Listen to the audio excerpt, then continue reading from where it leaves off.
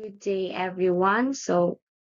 Our topic is about communicating assurance, engagement outcomes, and performing follow up procedures, chapter 14. The learning objectives. Understand why it is appropriate and necessary to communicate assurance engagement outcomes. Identify the different forms of assurance engagement communications. Identify the steps involved in creating an effective assurance engagement communication. And understand the distribution process for effectively communicating assurance engagement outcomes. And lastly, understand what is involved in effective monitoring of and follow up on assurance engagement outcomes. So we begin by outlining why it is appropriate and necessary to communicate engagement outcomes. So we identify and explain the different forms of communication used to disseminate assurance engagement results and delineate the appropriate use for each one. We also outline the s- we also outline the steps involved in creating the appropriate communications for the engagement performed and the distribution process to communicate assurance engagement outcomes effectively. And finally, we identify the necessary steps to monitor and perform follow-up procedures on engagement outcomes that have been communicated.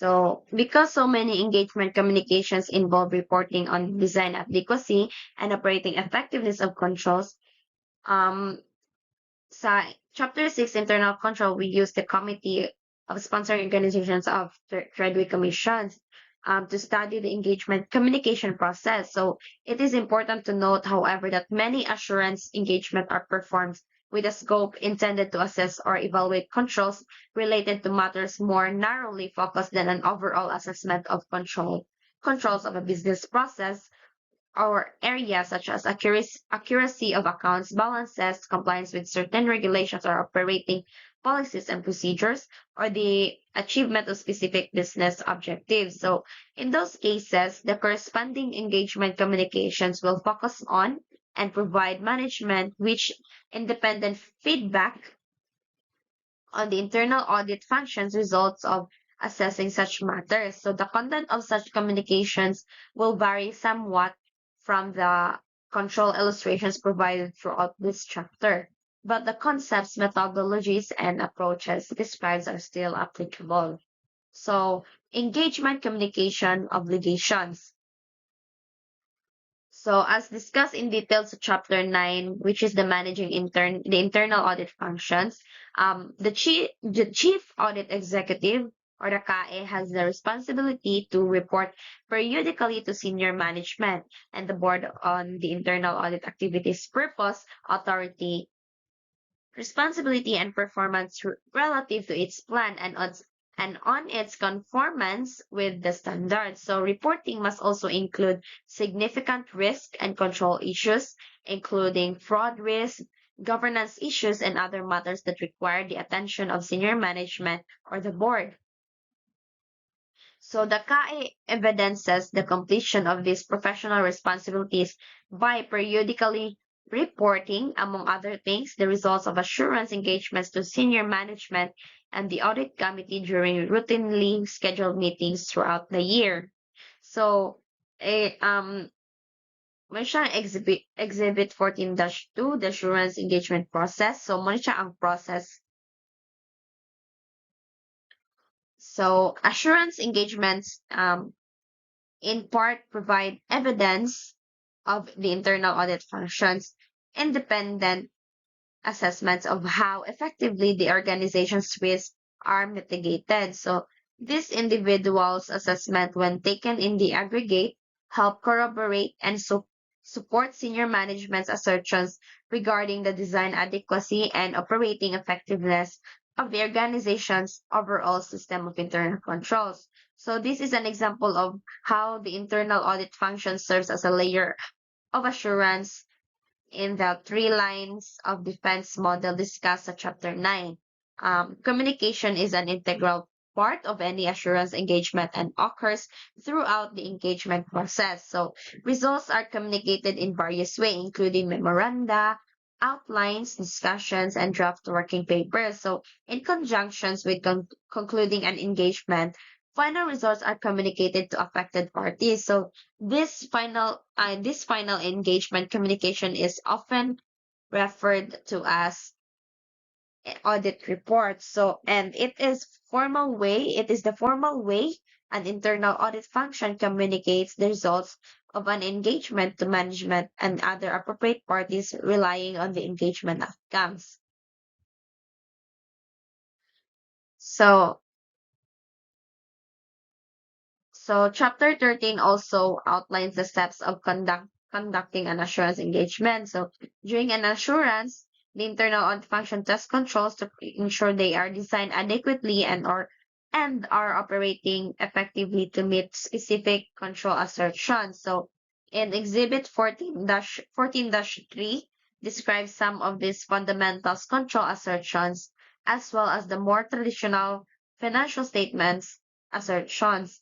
An observation is indicated if, during testing, the internal audit function concludes that any of the controls identified in the engagement are not designed adequately or operating effectively as intended. So once an observation is identified, however, there are several steps the internal audit function must go through to determine what impact, if any, the observation has on the internal audit function's evaluations of whether the related controls are designed adequately and operating effectively. And additionally, the internal audit function must consider the impact indicated observations have on communication obligation under the IIA's international standards for the professional practice of internal auditing, as described later in this chapter.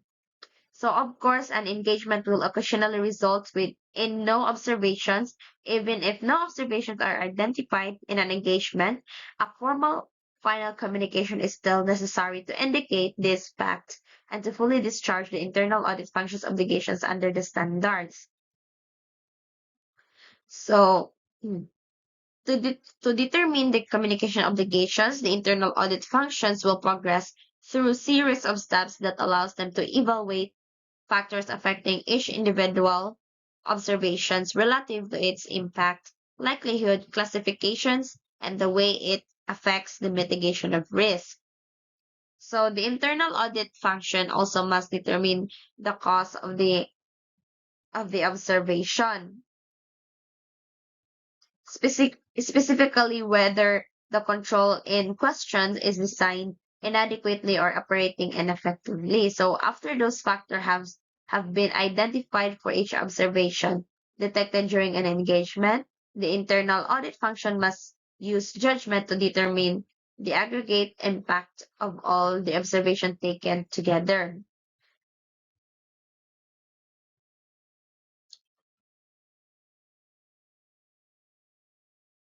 So Exhibit 14-4, um, kindly refer lang sa reference book. Kaya dili siya maklaro. So, this illustrates this complex process of determining the appropriate escalations and form of assurance engagement communication.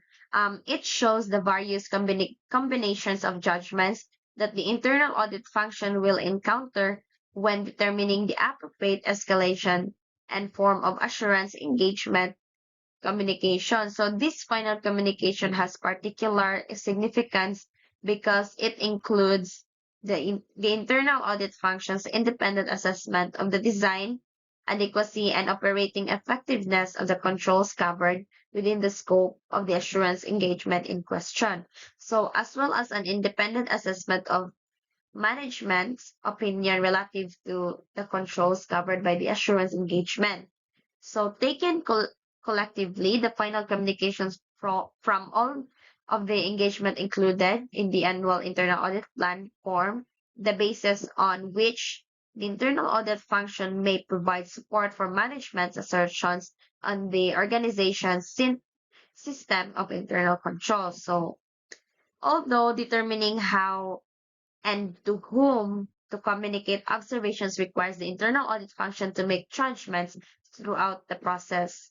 Exhibit 14-4 illustrates how this process can be broken down into manageable steps. So the process begins with determining whether any observations were identified during the execution of the assurance engagement and mag-conclude din siya direction on how and to whom to communicate observation identified during the assurance engagement. So, perform observation, evaluation, and escalation process. So, ano to siya? Observation, a finding, determination, or judgment derived from the internal auditor's test results from an assurance or consulting engagement.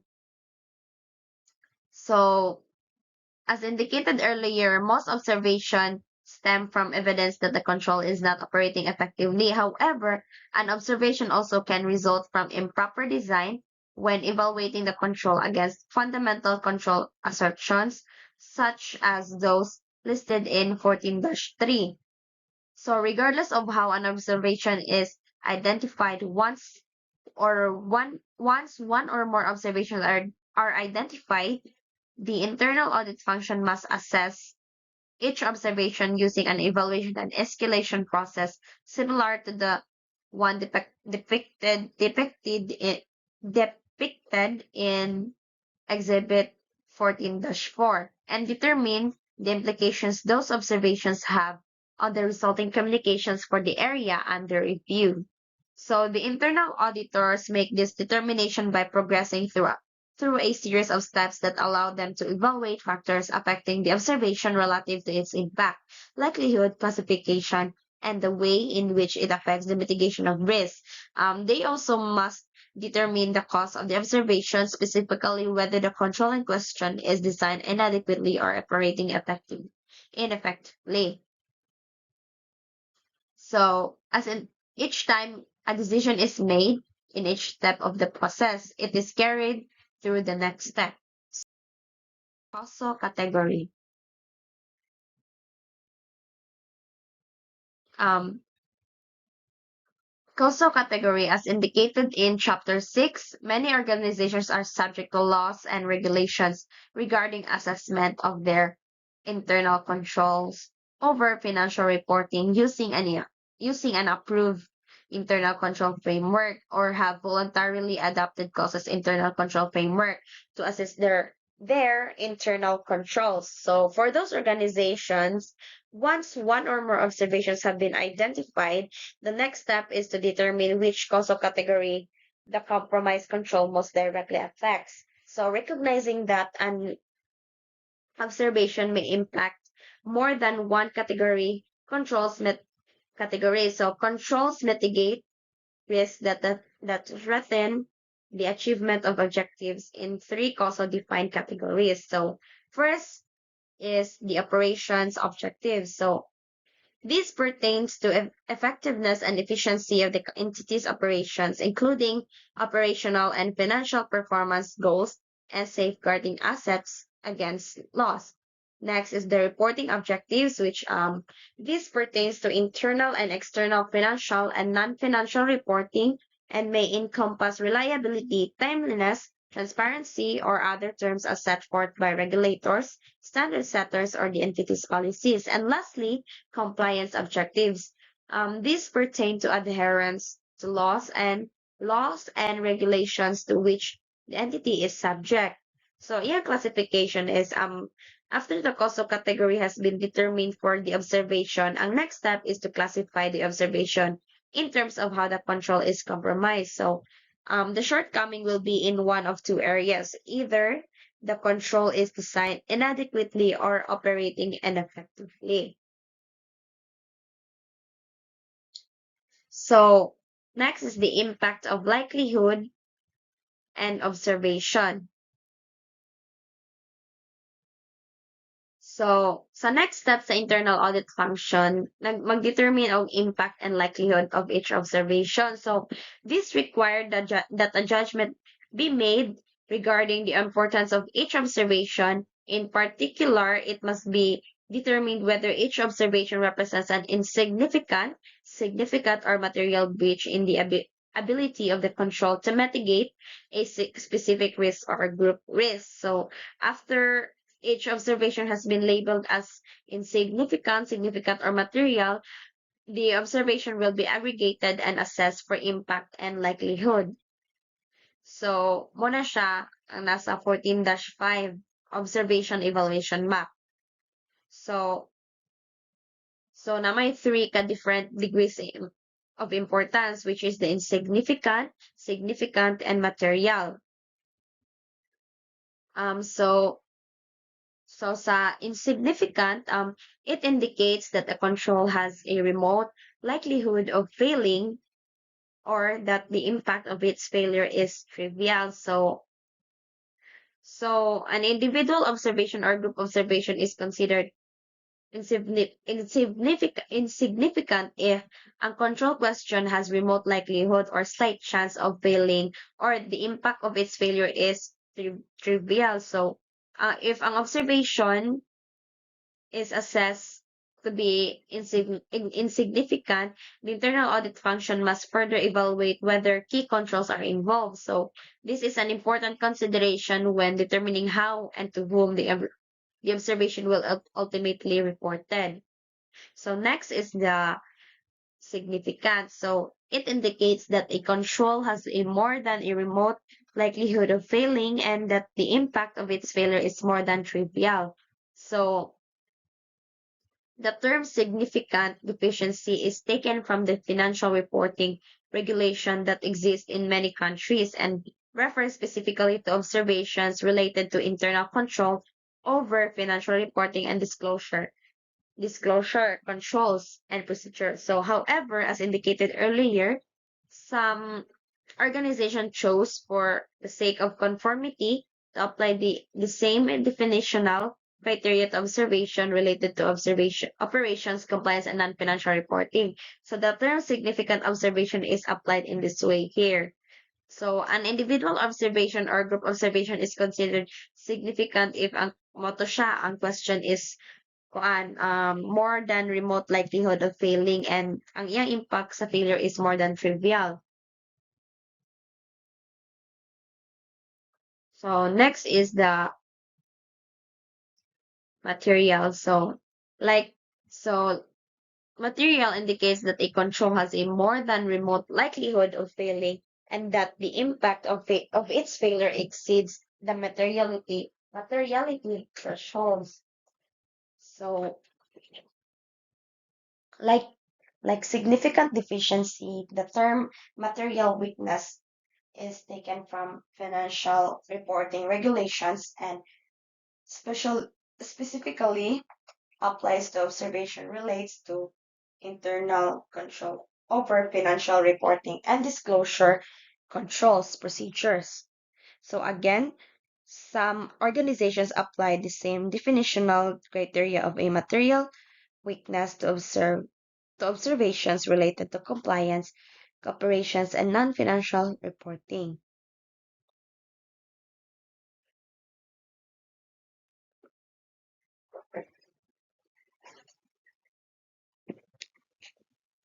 So, exhibit, so, ano siya, example, ang 14-6, risk prioritizations metrics.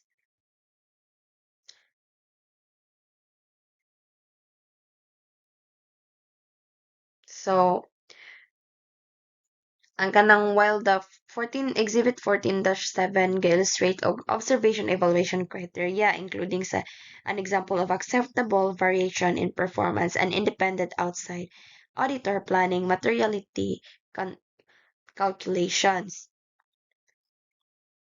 So, documentation of the conclusion reached a result of performing the observation, evaluation, and escalation process is essential to evidencing that the internal audit function has appropriately determined how and to whom communicate observations indicated by the test results of the assurance engagement. So as previously discussed, the process begins with determining whether any observations were identified during execution of the assurance engagement and concludes with direction on how and to whom to communicate observation identified during the assurance engagement. So many internal audit function will use working paper templates or checklists to assess in documenting these results.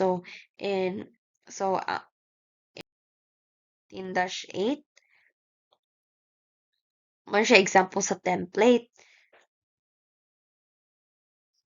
Um, Additionally, this template helps fulfill the documentation obligation as indicated in the standards and discussed in chapter 13. So specifically the standards state internal auditors must document relevant information to support the conclusion and engagement results.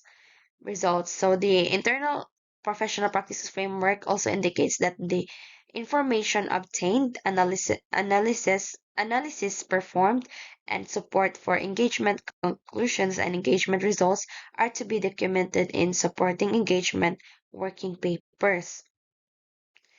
So,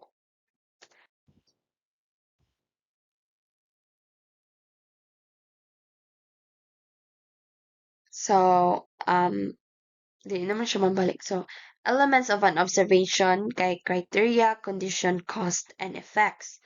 So, mali siya 14-9 observation assessment template gyapon kana sila tulo. So, next is the engagement observations and recommendations.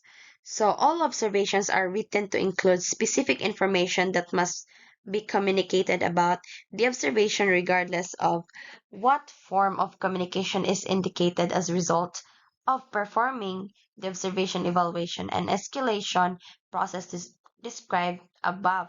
So in particular, the criteria, condition, cost, and effect all must be included for each observation. So, as indicated earlier, engagement observations are items that have come to the attention of the internal audit function that can influence management's assertions on the design, adequacy, and/or operating effectiveness of the controls. So, as such, they must be handled in a way consistent with and as indicated by the evaluation and escalation process. In those cases, when formal communication is indicated in addition to the item listed above, which is the criteria, condition, cause, and effect, um, nadaot ang PPT. So, the internal audit function makes recommendations to provide the auditee with guidance on appropriate ways to resolve the observation and enhance either the design or operations of the controls may need to be determined by the internal auditor based on reasonable standards for achievement of the organization's objectives. So, condition. So, condition is what does exist. So, the condition or current state describes controls as they exist and are functioning at the time of the audit or evaluation. So it states what was found through testing. So this is the heart of the engagement observation and must be supported by sufficient, appropriate, relevant, and reliable evidence and information. Next is the cost. Um, why there is a difference between what should exist and what does exist. So the cause explains what factors allowed the condition to exist. So the cause describes the elements of management processes that either did not exist or that failed, thus allowing the condition to occur. So this is an essential component because unless it is known, recommendations or corrective actions may not be possible, thus allowing recurrence of the condition. Next is the effect. So the consequence of the difference between what should exist and what does exist. So the effect outlines the consequence of both past and possible future of the observation. It describes what did or could happen as a result of condition not meeting the criteria. In other words, adverse consequences. So this component is necessary to convince management that corrective action is necessary. Whenever possible, this component should be quantified by indicating the dollar amount of exposure, number of occurrences, and etc. And lastly, the detailed recommendation.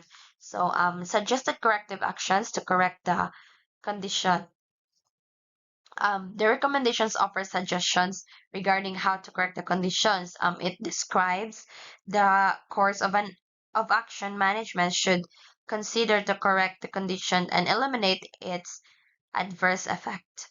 So the recommended action should address the condition's cause and should include measures to prevent its recurrence. So the IIA practice guide, which is the audit reports communicating assurance engagement results, suggests that the internal audit function communicate recommendations for improvements, acknowledgments of satisfactory performance, and suggestions for corrective actions. Recommendations are based on the internal audit engagement team's observations and conclusion, and recommendations require management to take actions to correct conditions or improve operational inadequacies identified during the assurance engagements. And recommendations can be general or specific. So next guys is conducting interim and preliminary communications. So as previously discussed, communication is an integral part of any assurance engagement and occurs throughout the engagement process. During the course of performing an assurance engagement, the internal audit function communicates routinely and regularly with the key individuals in the area subject to audit. So some of this communication is done via email and face-to-face meetings or non-conference calls. So, ang purpose of these communications guys is para ma-discuss nila ang mga observations na ilan na-identify during the engagement. So, the internal audit function make sure that the facts are accurate and also initiates dialogue regarding the best method of remediation for identified observations. Okay, di ba? Nag-communicate na sila guys. So, when an observation calls for immediate attention, interim communication allows it to brought to the attention of the appropriate individuals in timely manner and increase the likelihood of prompt resolution. The internal audit function will use the information gathered during these interim communications to finalize the observations that will ultimately go into the final communication and formalize management action plan for inclusion in the final communication. So next is the final communication. So although the observation, evaluation, and escalation process takes the engagement observations through a step-by-step process to determine what is required for final communication, the internal audit function must confirm preliminary facts and conclusions with appropriate management representatives of the area. So guys, this can be accomplished in many ways, but it is most commonly done through a formal meeting with management, typically referred to as an exit interview or closing conference. Turipod sa final engagement communication, may tabo ang final meeting that involves feedback and proposed course of action. And the results must be communicated to appropriate parties because this allows all parties to review that is anticipated to be contained in the formal engagement communications and provides a final opportunity for resolving any potential misunderstanding. So, for example guys, ang management nag-make sila og action plan para ma-address and resolve ang mga deficiencies. So next, let's discuss how to develop a final engagement communications. But first, let me ask you, why final engagement communication is so important? So, the final assurance engagement communication is important for a number of reasons. As discussed in chapter 1 and 2, The primary difference between an assurance engagement and consulting engagement is that there are three parties are involved, while the engagement it has only two parties involved. So let's move on. So how to develop a final engagement communication. So like all engagement communications, the final communication should be professional, concise, accurate, and comprehensive, and distributed in timely manner. So, pag ma-accomplish niyo ini ng mga objectives, ma-result ni sa inyong quality engagement communication. So, para maka-create ka mo a well-designed final communication, these objectives must be included. So, first, the purpose and scope of engagement. Second, the time frame covered by the engagement. Third is observation as required by the evaluation escalation process. Fourth is the engagement conclusion and rating. And lastly is the management action plan to appropriately address reported observations. So next, let's talk about the rating system. So what is the rating system? This is the assignation of a numeric or descriptive appraisal of engagement results for the purpose of comparing or trending them with other engagement results. So the internal audit functions assessment of controls that is included in the final engagement communication can be stated either positively or negatively. So if the internal auditors choose to state that the controls are designed adequately and operating effectively, they have given positive assurance. If, on the other hand, they choose to communicate that nothing has come to their attention, that leads them to believe that the controls are not designed adequately and operating effectively, so they have given it a negative assurance. So what is the positive assurance? So the positive assurance provides the highest level of assurance and one of the strongest type of audit opinions. When the internal audit function provides negative assurance, they take no responsibility for the sufficiency of the audit scope and procedures to find all significant concerns or issues. So there are many types of rating systems ranging from numerical to descriptive. So examples of descriptive katong mga kuan nga guys tong satisfactory versus unsatisfactory. Pero na disadvantage siya guys. So maka-result ni tension sa relationship between IAs and the area they audited. So let's proceed to distributing the formal communication. So after all observations have been identified and assessed through observation evaluation and escalation, the processes individually and in aggregate, they must be communicated accordingly to the results of that process. And the communications must be reviewed and approved by the CAE or designee before they can be distributed. Then the CAE distributes the final engagement communication to management of the audited activity, and the members who can ensure the results are given due consideration and take corrective action. So there are two types of assurance engagement communications, which is the formal or informal. So it depends on the outcomes that determined by the observation, evaluation, and escalation processes. So let's tackle what is formal communication. So first, the recipients of formal assurance engagement communications are senior management, the auditee committee, the organization's independent outside auditor or external auditors, and the auditee of the management. So the formal communications are indicated when the controls evaluated during an assurance engagement are assessed to be significantly compromised, and materially compromised. And the format used to be communicated through hard copies and Word documents but now are moving towards PowerPoint presentations. Format is less important than covering all of the elements of a formal communications. As indicated earlier in the chapter, formal communications are the final, permanent record of the results of the assurance engagement. As such, they need to contain the information necessary to reflect accurately the work performed and conclusions drawn.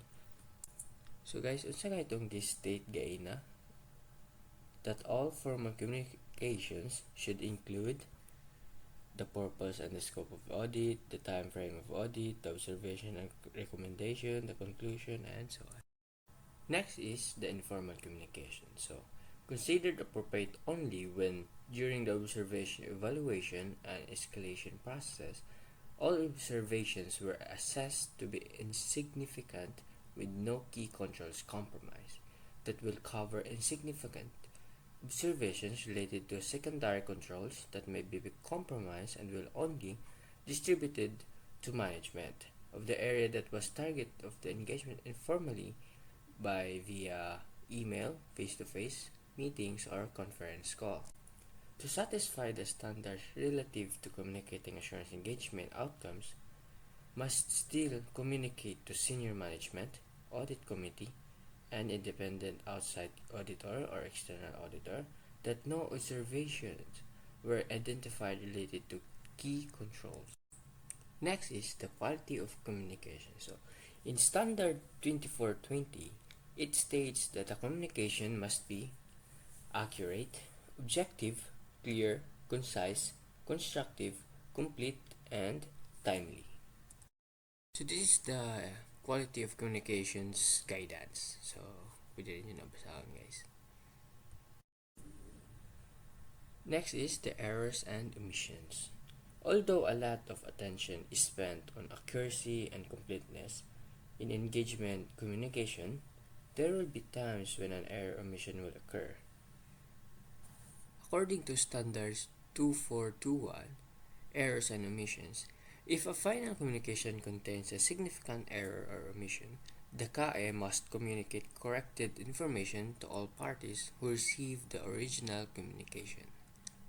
So next, let's talk about the perform, the monitoring, and follow-up. So stated in the standards that the internal auditor is to establish a follow-up process to monitor and ensure that management actions have been effectively implemented or that senior management has accepted the risk of not taking action. So guys, di na diha matapos ang job sa internal auditor if ma-distribute na ang engagement results. So during the engagement, the internal auditor identifies observations and management must make the choice either implement changes to remediate the observations or accept the risk associated with the making no changes to the control. And remember guys, the management's decision determines the course of the monitoring and follow-up procedures. So that's all guys, thank you.